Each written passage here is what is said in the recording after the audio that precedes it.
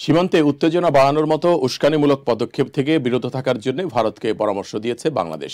ঢাকায় দেশটির হাইকমিশনার প্রণয় ভর্মাকে রোববার পররাষ্ট্র মন্ত্রণালয়ে ডেকে এই পরামর্শ দেওয়া হয়।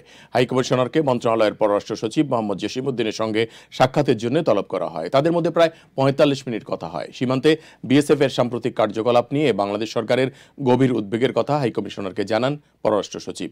সীমান্তে উত্তেজনা বৃদ্ধি করতে পারে এমন কোনো উস্কানিমূলক পদক্ষেপ থেকে ভারতের সংশ্লিষ্ট সকল কর্তৃপক্ষকে বিরত রাখার জন্যও দেশটির সরকারের প্রতি তিনি আহ্বান জানান। পররাষ্ট্র সচিব বলেন, এই ধরনের কার্যকলাপ, বিশেষ করে কাঁটাতারের বেড়া নির্মাণের অনুমোদন প্রচেষ্টা, বিএসএফ এর সংশ্লিষ্ট অপারেশনাল পদক্ষেপ সীমান্তে উত্তেজনা এবং ঝামেলা সৃষ্টি করছে। যথাযথ অনুমোদন ছাড়া কাঁটাতারের বেড়া নির্মাণ দুই প্রতিবেশী দেশের মধ্যে সহযোগিতা এবং বন্ধুত্বপূর্ণ সম্পর্কের চেতনাকে ক্ষুণ্ণ করছে।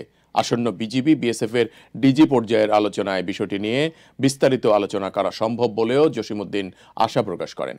সাক্ষাতের পর মন্ত্রণালয়ের ত্যাগের সময় হাইকমিশনার ভর্মা সাংবাদিকদের বলেন, সীমান্ত অপরাধহীন রাখতে উভয় পক্ষ প্রতিশ্রুতিবদ্ধ, যাতে করে চোরাচালান এবং অপরাধীদের চলাচল রোধ করা সম্ভব হয়।